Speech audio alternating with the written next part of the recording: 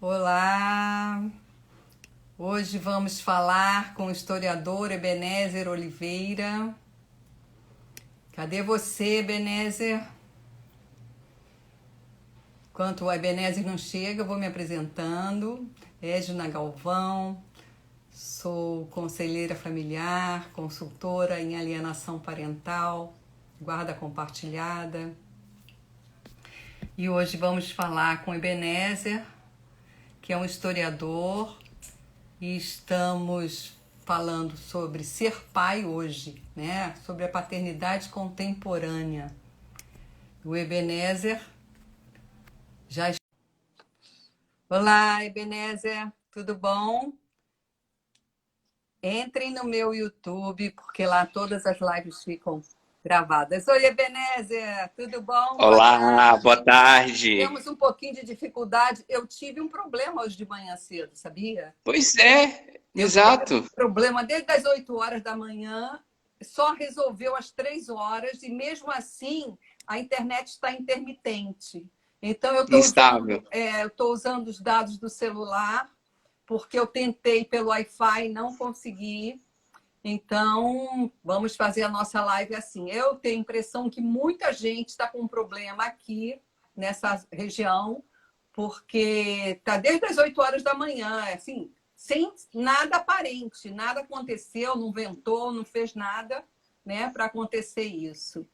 Mas, enfim, Legal. eu queria lhe agradecer a disponibilidade de estar aqui conosco, falando sobre ser pai hoje, sobre a paternidade contemporânea.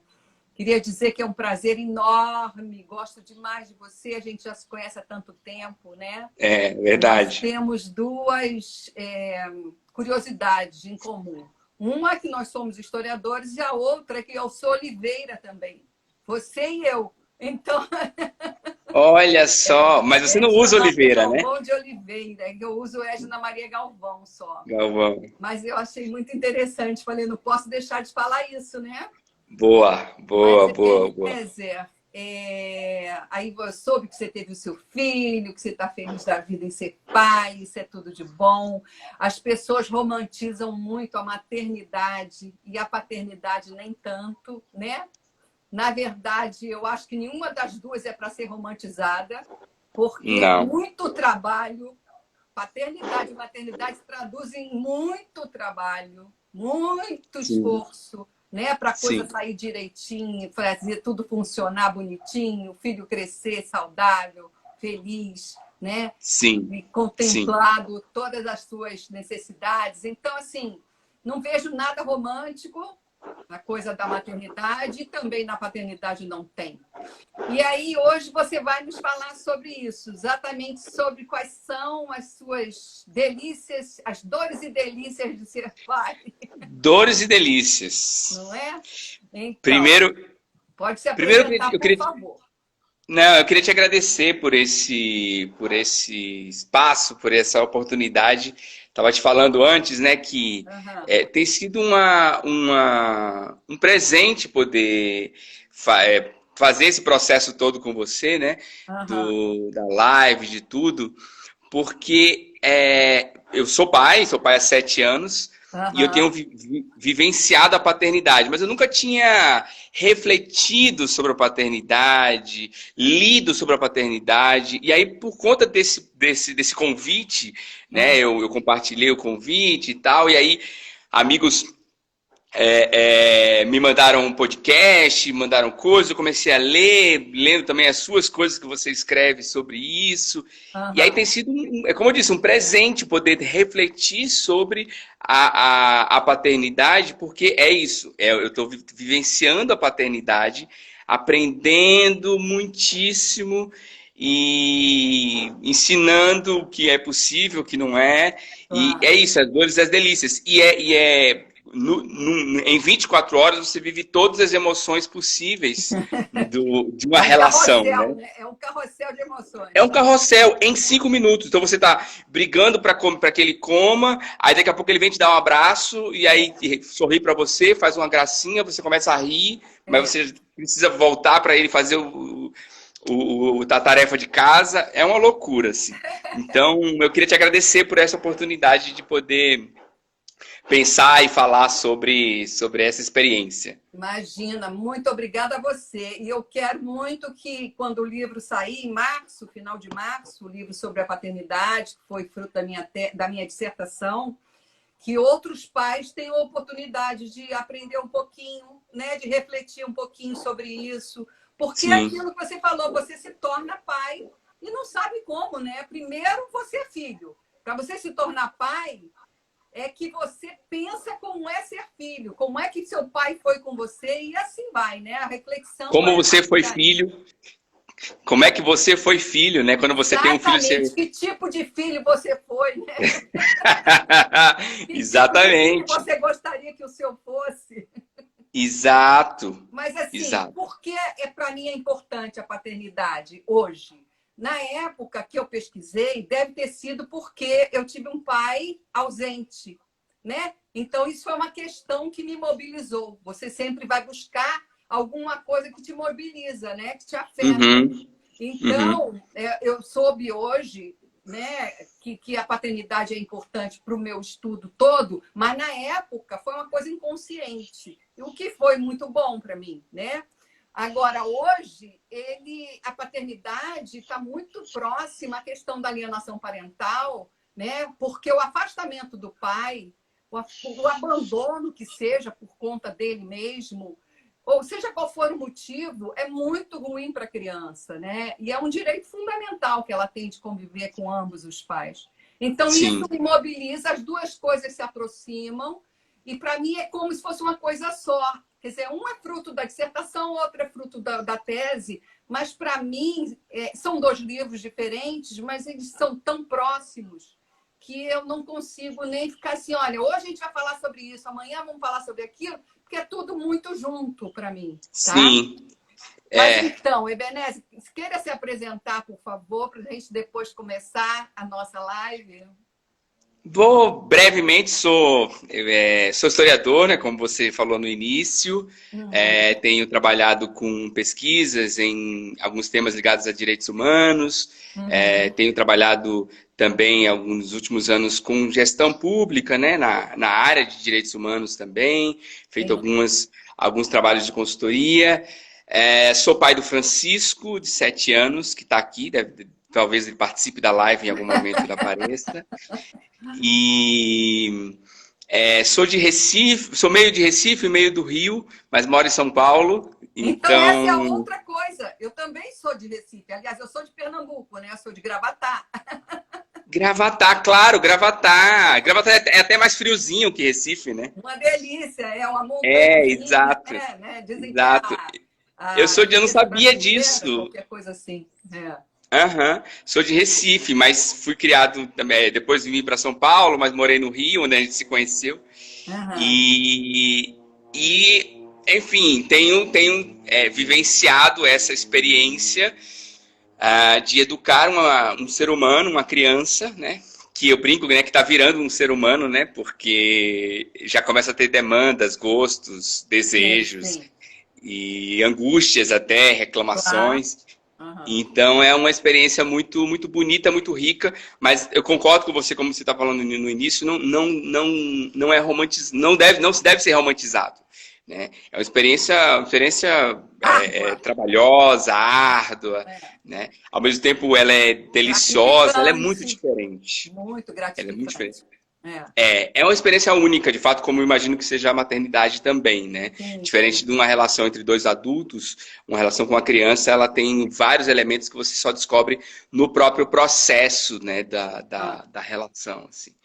Então Mas, é isso, Ebeneze, assim. eu levantei algumas perguntas aqui, vou fazer para você. Eu não sei se vai dar tempo de fazer todas, você responder todas, porque a gente faz uma live de 40, 45 minutos. Mas o significado da paternidade, você acabou de me dizer, né? Para você, né? São as dores e as delícias, que realmente é um trabalho árduo, mas é muito gratificante, né? Nada como um sorriso, nada como um beijo de boa noite, um abraço gostoso, né? Sim. Amanhã, papai, deve ser uma delícia mesmo. E eu acho que é uma relação, de ensino e aprendizagem, Uhum. de lado a lado. Eu costumo dizer que, eu tenho pensado sobre isso, né? Que se num primeiro momento eu acabo ensinando muita coisa, porque vivi muito mais tempo, né, aqui nessa terra, Aham. também aprendo muito, né? Também aprendo muito. Então é uma relação de ensino-aprendizagem. Claro que ele não sabe que está me ensinando muitas coisas, mas eu sei que eu estou aprendendo e eu Aham. sei que eu estou ensinando para ele e ele está aprendendo algumas coisas. Então, eu acho que, primeiro, o significado da paternidade, acho que é uma relação. E uma relação de respeito também, porque também há Sim. e aí vai talvez entrar já em outros pontos, né? Há talvez uma mudança, né, na perspectiva dessa relação de pai e filho, de paternidade, de muita hierarquia, né? Na minha geração, havia uma hierarquia muito grande. O meu avô, por exemplo, era extremamente, Rígido, talvez né? rígido, exato. E Engessado. meu pai não, meu pai já não era assim. Mas o meu avô era muito rígido. Isso acho que foi modificando ao longo do tempo. Então, há Sim. uma percepção minha percepção é que havia uma hierarquia muito grande. E hoje eu Aham. já não entendo assim, eu também não procuro não ser essa pessoa. Então, acho que é uma relação com respeito também. Ele já tem 7 anos, então ele já pede algumas coisas porque ele mesmo quer aquelas coisas. Então você tem que respeitar, entender o tempo dele para cada coisa. Mas Então, acho hoje que em dia, uma relação em construção com muito ensino e aprendizagem. Assim. hoje em dia, Ebenezer, a criança é um sujeito de direitos, né? É um É, sujeito, além de tudo, desejante, né? é, Ele tem direitos garantidos pela legislação. É diferente da nossa época, do nosso avô, do nosso pai, muito diferente de fato, né? A própria dinâmica da sociedade vai mudando e essas aham. leis que vão sendo inseridas vão trazendo direitos para as crianças que em determinada época da história, você sabe, não eram nem reconhecidas como crianças, Eu ia dizer né? isso. A gente que é historiador, a gente sabe que as crianças nem eram crianças, né? Elas não eram consideradas Exatamente. crianças. A criança, ela foi. A criança, o conceito criança foi construído historicamente também. Ela era um adulto pequeno, ela não tinha direito nenhum. No século XIX, eles trabalhavam nas fábricas, junto com os Eu pais, com as convido mães. você agora, como historiadores que somos, a fazer um livro sobre a evolução histórica da criança, um percurso histórico de Arrier para cá. O que você acha? Olha, um baita desafio, né? Não é? Eu acho que é válido. Eu Eu acho acho que que ninguém fez ainda. Todo mundo que fala, fala de Felipe Arrier. Já reparou?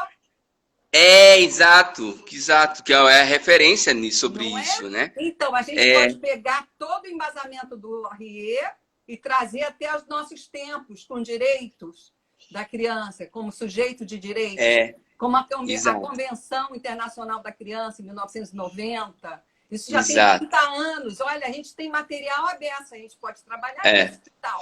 Então, a infância ela é construída, né? Ela foi construída. Então, assim, Exatamente. eu acho que a gente tem que olhar para ele, tem que ter esse olhar também, de que hoje a criança é de fato sujeito de direitos, tem garantias, né? Sim. E que devem ser observadas pelos pais. Não é porque ele é pai ou mãe que tem todo o direito sobre a criança. Não existe isso, sobre a Não, criança. não Não. tem, só tem deveres, na verdade. Os pais têm deveres.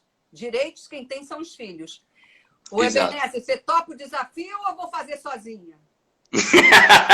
Eu topo o desafio da gente conversar sobre isso. Beleza. Beleza. Legal. Então vamos lá.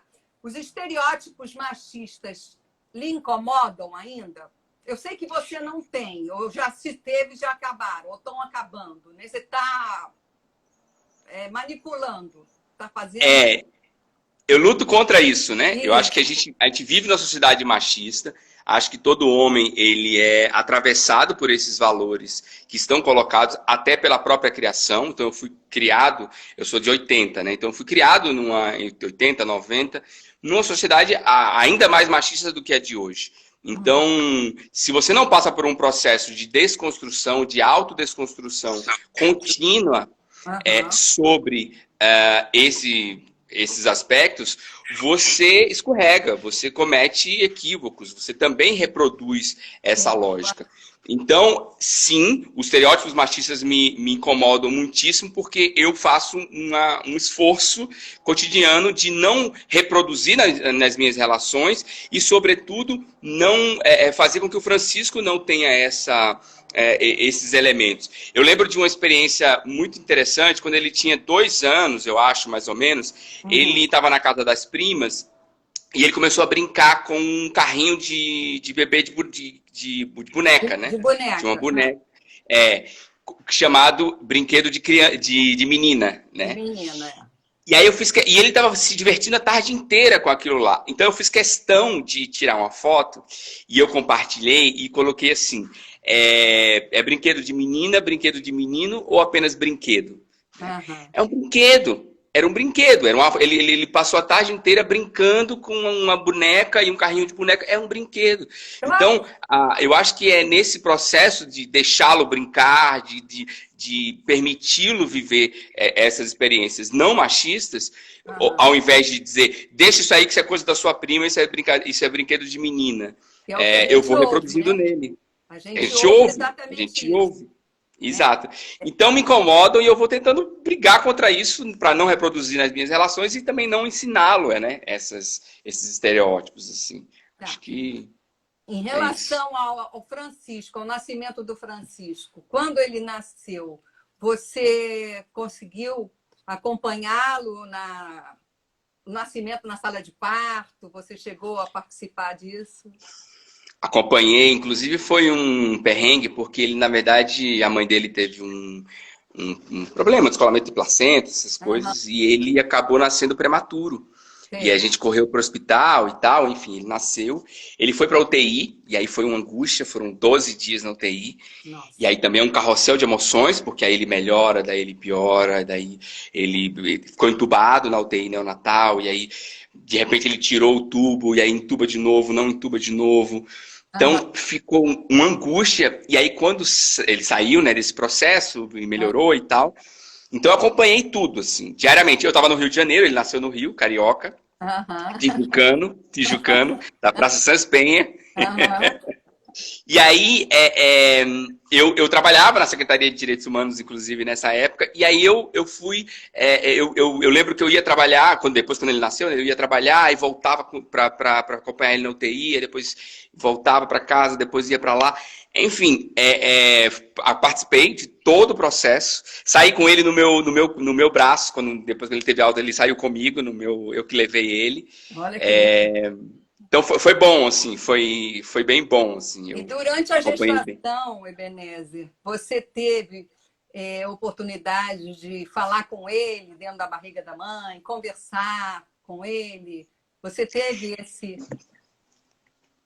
Essa é uma pergunta legal, porque assim, eu tive um pouco isso, mas eu refletindo sobre a paternidade, isso já tinha pensado antes, bastante Aham, tempo.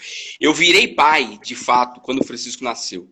Eu acho que diferente da mãe que gesta, não sei como são outros pais, né? Mas a mãe que gesta, necessariamente você tem um ser humano ali dentro de você, não tem jeito, né? sim. É inescapável. No meu caso, não. Eu queria muito que tê-lo, foi escolhido, eu queria que ele estivesse ali e tal. Eu falava com ele e tal, fazia uma brincadeira ou outra, tentava ver se ele botava a mão, né, chutava a barriga da mãe, não sei o quê. Aham, Mas quando ele nasceu, ali eu de fato me tornei pai. Eu fui vendo que o amor que eu tenho hoje por ele, pelo Francisco, aham. foi crescendo e foi muito em função do nascimento. Foi a partir do nascimento que eu passei a me tornar de fato pai. E isso vai crescendo, né? Eu não sei até onde isso vai chegar, mas assim, foi aumentando ao longo do tempo, Não assim. explode, fique tranquilo, não explode.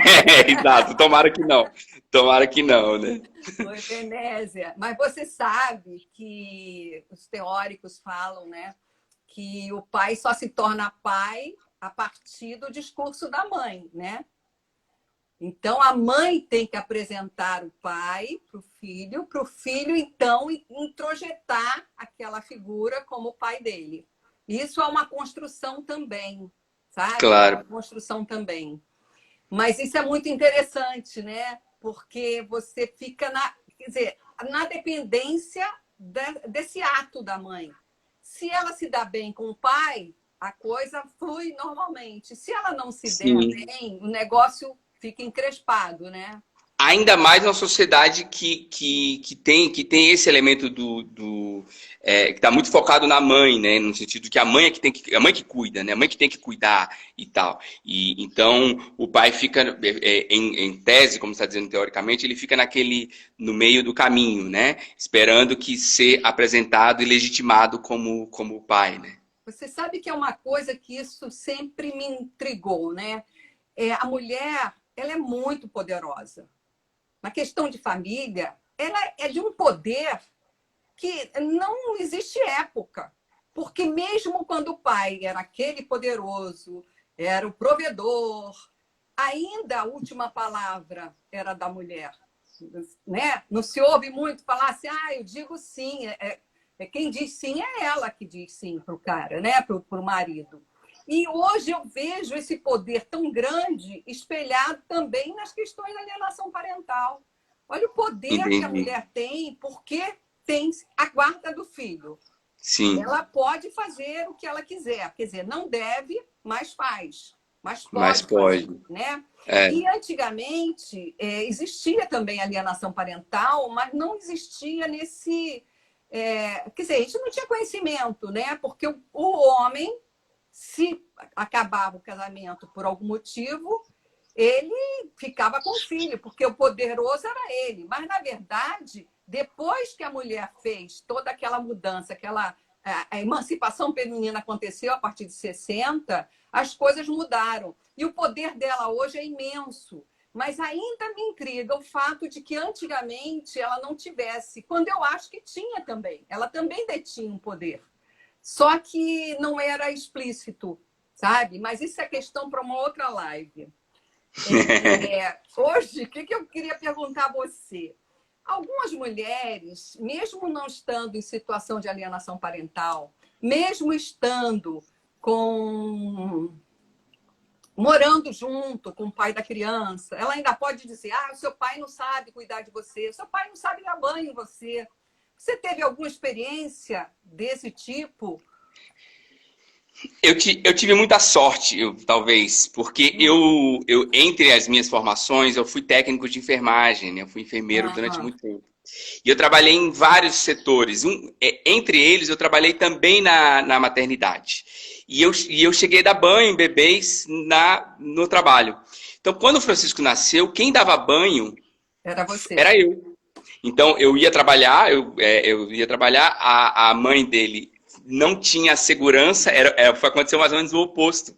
Ela não tinha segurança para dar banho nele, então eu ia Aham. trabalhar, voltava, e aí eu que dava banho nele todos os dias. Chegava no final da tarde, não sei o quê, aí eu dava banho nele e tal, não sei o quê. E aí conseguia cuidar um pouco mais dele, porque durante o dia eu estava trabalhando. Então, quando ele era recém-nascido, né? Fui eu que cuidei o tempo todo dele, assim. Eu que dava de mamar, não no peito, né? Mas ele Sim, tomava também sim. mamadeira. Então, eu dava mamadeira, fazia as coisas para ele todo. Então, quando eu ia no médico, eu que levava ele, eu que carregava ele no colo. Então, assim, a coisa do cuidado, eu sempre não vou dizer que mais do que a mãe, porque ela acabava na licença maternidade ficando o dia todo com ele, mas eu cuidava bastante dele. Então não teve isso. Eu trocava, eu fazia tudo Então, que você fosse teve possível. todas as oportunidades de fazer essa construção, né? De se tornar pai, né? Como você falou. Afetiva, inclusive. A Eu partir do nascimento dele, você ajudou tanto, você fez tanto, cuidou tanto, que acelerou todo esse processo, né?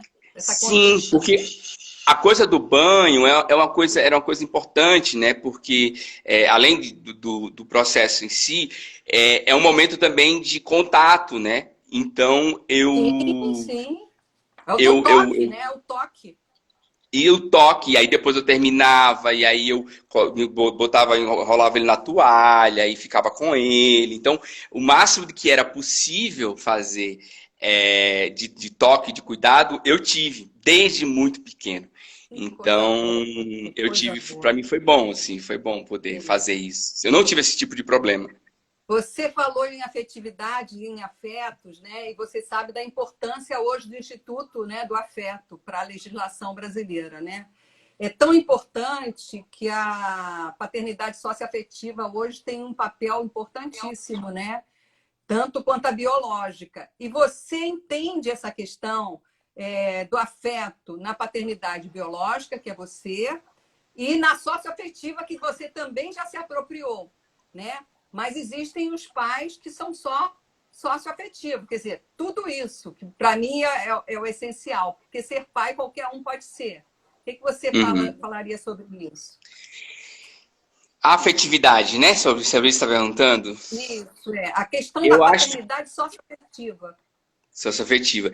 Eu acho que, falar um pouco primeiro sobre a afetividade, eu acho que, sobretudo para a gente que é pai e não é mãe, não tem, apesar de ser, eu sou pai biológico do Francisco, mas como eu disse, né, a mãe tem essa coisa da gestação, o pai não tem, a afetividade é o elo que você consegue começar a construir com ele, né, a partir do nascimento dele. Uhum. Então, até pensando do ponto de vista biológico do contato, tem diversos experimentos que falam sobre o toque, sobre a pele, sobre o contato, né, afetivo entre seres Sim. humanos e até mesmo entre animais também, como isso é importante em alguns animais. Então eu acho que isso é por demais importante. E aí eu sabendo disso desde já, eu fazia questão, e até hoje eu faço, de criar mesmo em muitos momentos, criar esse tipo de situação, assim. Então, sei lá, às vezes eu brinco, criança é um pouco chatinha, não gosta de se dar um beijo, ela limpa, né, e tal. E aí eu faço de propósito, eu faço mais ainda para ele ficar mais, entre aspas, irritado, sabe? Porque eu sei que isso é importante, essa coisa do afeto. Então, é uma coisa que eu sempre entendi ser importante e sempre tentei praticar com ele.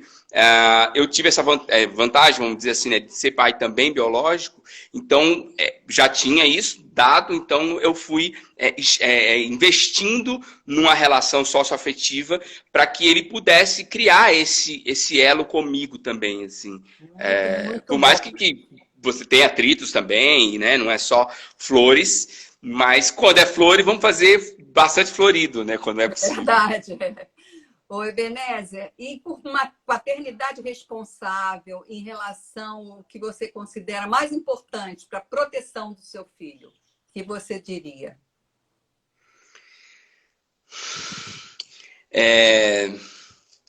Eu queria, sobre isso, assim, para fugir um pouco de tudo isso que eu já falei, que eu acho que é super importante, sobretudo Aham. nessa idade inicial, né? Porque as questões materiais, eu acho que elas são obrigatórias, são mínimas, né? São o básico, né? Comer 3 vezes ao dia e tal, quando se pode, né? Tem gente que não Claro. tem essa condição.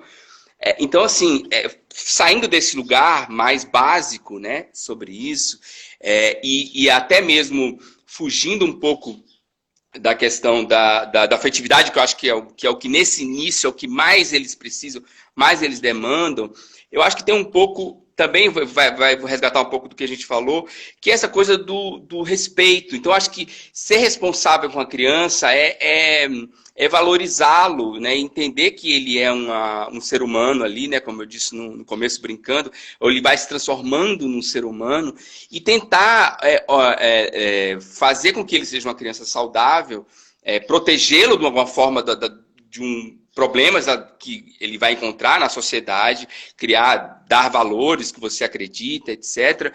Mas também valorizá-lo, né?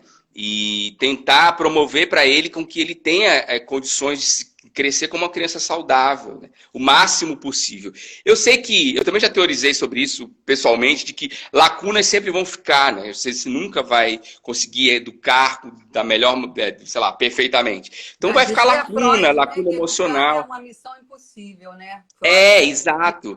Então, eu acho que ser responsável sobretudo, reconhecer esse lugar. Reconhecer o seu papel de pai, reconhecê-lo como filho, reconhecer que você será imperfeito, mas tentando acertar. Porque não necessariamente os pais pensam sobre isso, né? Pensam sobre acertar. Né? Não Eles vão penso. educando, vão fazendo, vão reproduzindo o que os seus pais lhe deram, mas você pensar sobre isso faz com que eu acredito que faça com que você seja melhor, né? Você crie melhor, você dê mais do que simplesmente ir fazendo. Então, acho que a responsabilidade está nesse lugar, assim. Eu acho que são duas coisas muito importantes. É validar o sentimento da criança. Se ele está chorando, você perguntar por que você está chorando. E ele vai dizer. E você entender que ele tem razão de estar chorando, né? Não dizer que é uma bobagem, uma besteira. Tem que validar o sentimento dele, porque ele está sentindo aquilo, na verdade, né? Sim. E respeitá-lo realmente como ser humano, porque é um ser humano, né? Que está ali em formação. A gente tem que tomar muito cuidado com isso. E até porque a criança é uma esponja, né? A gente serve de exemplo. Se a gente faz e diz, ela percebe. Se a gente diz que é para fazer assim, mas faz assado, ela percebe e não entende. E aí, quando questiona, a gente tem que ser franco, né? E dizer, e pedir desculpas quando errar. Sim, Isso é isso é fundamental. incrível. É incrível isso.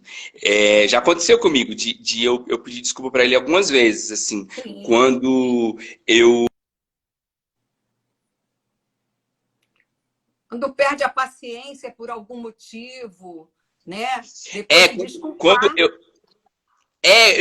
por exemplo, fiz algum tipo de alguma coisa que ele fez errado, alguma coisa. E aí você vai dar uma bronca, você vai corrigir e tal, e você exagera. Por exemplo, uma vez que eu me lembro, eu exagerei. Não era para aquele tom, não era deste nível de bronca. E aí ele chorou e tal, não sei o quê. Aí, não, vem cá, desculpa e tal, tá bem, não era assim, não sei o quê. Então, é também reconhecer e pedir desculpa, e, enfim, né, saber que você vai errar também, né? Com certeza. A questão, você tem que passar para ele seus valores éticos, né, e morais como exemplo também, né?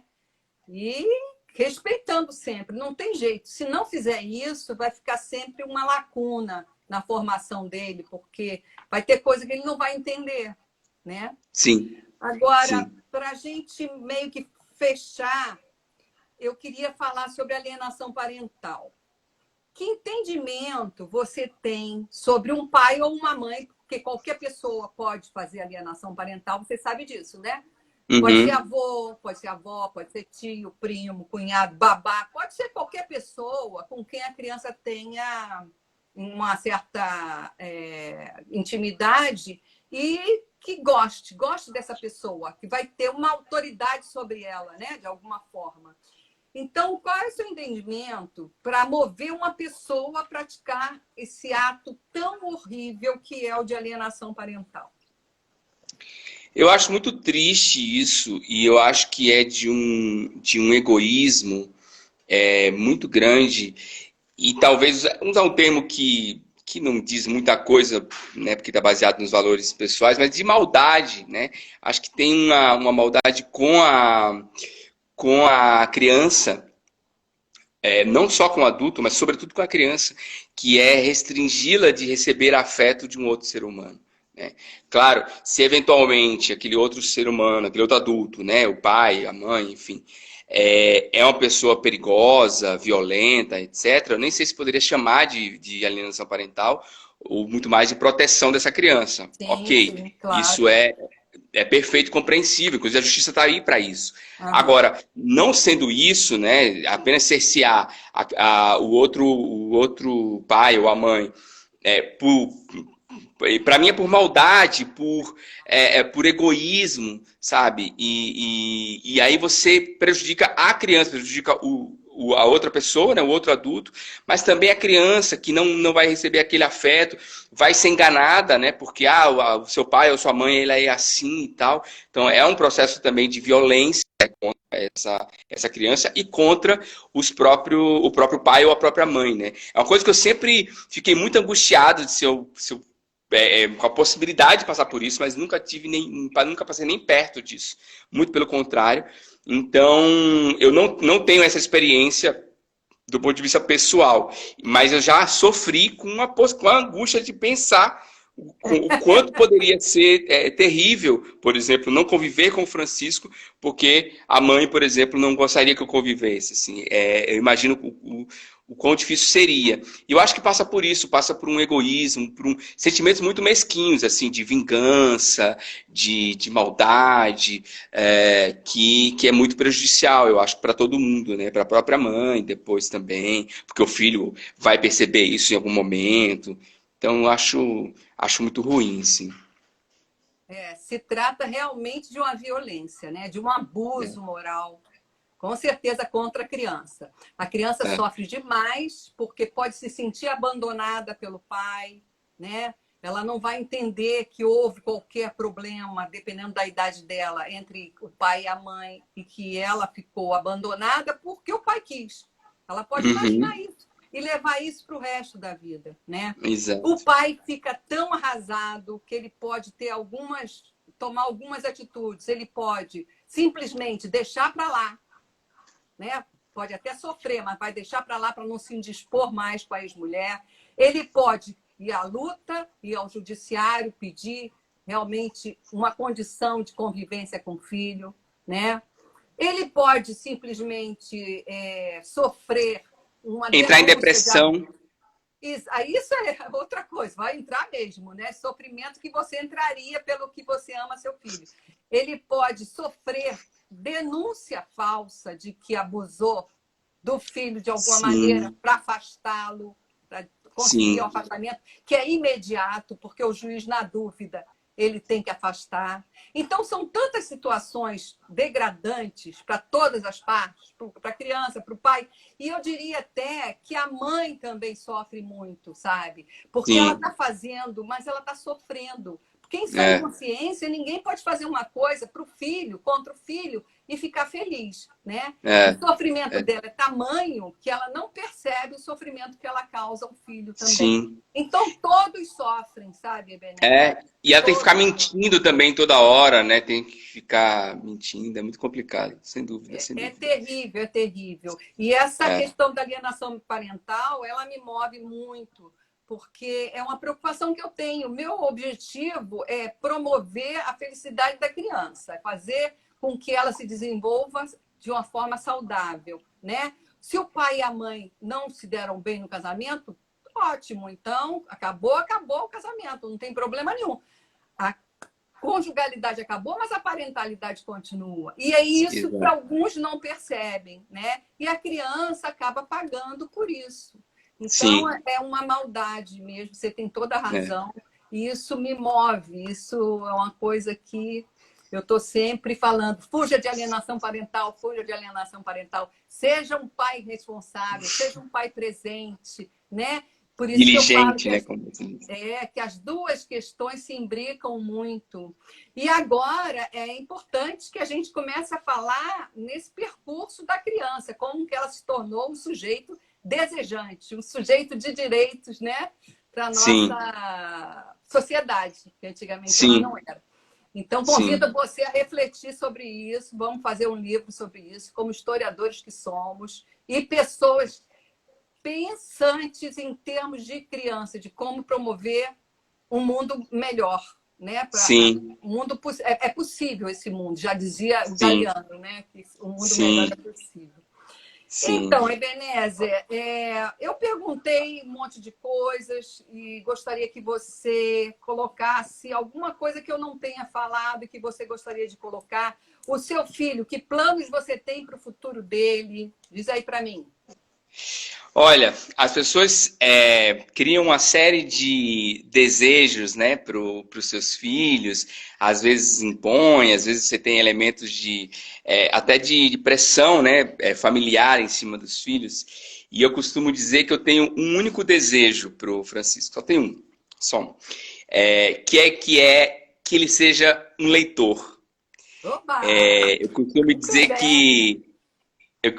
que a literatura me salvou porque com a literatura eu consegui fazer muitas coisas, né? Tudo que eu fiz foi a partir da leitura, da possibilidade de reflexão que a leitura me deu.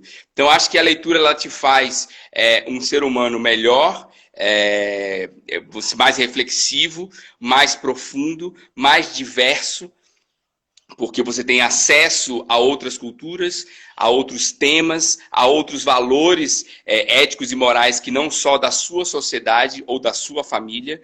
Você tem acesso a outras culturas que a leitura te dá. Uma educação comparada, né? É quase Sim. uma educação comparada, né? Exato. E você, inclusive, pode ser... então você pode ser um engenheiro melhor, um arquiteto melhor, um professor melhor, um matemático, um artista, qualquer coisa melhor, porque você lê. Então, filho, abre lá, filho. Então,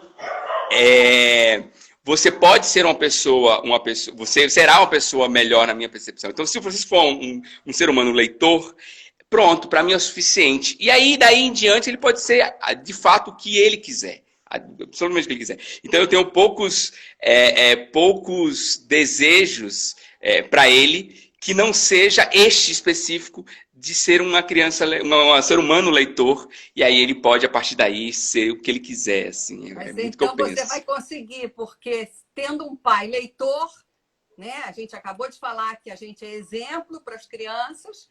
Com certeza ele vai ser um excelente leitor. Pode ter certeza disso.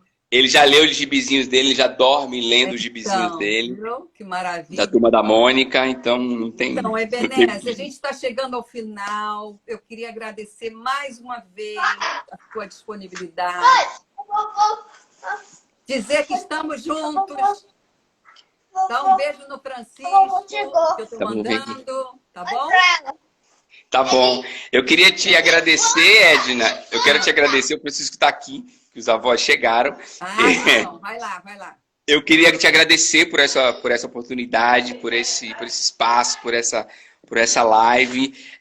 E vamos conversar, estou à disposição para a gente conversar o que precisar, Francisco. Oi, Francisco. Tá bom, é vovó. Oi. Oi, tudo bom? Tudo bem. Então eu queria te agradecer e estou à disposição. Essa live vai para o YouTube, eu vou mandar para você depois, tá bom? Quem está Tá aqui bom. presente, que eu conheço e você também, é a Paula Peixoto, Paula Braga Peixoto. Lembra dela?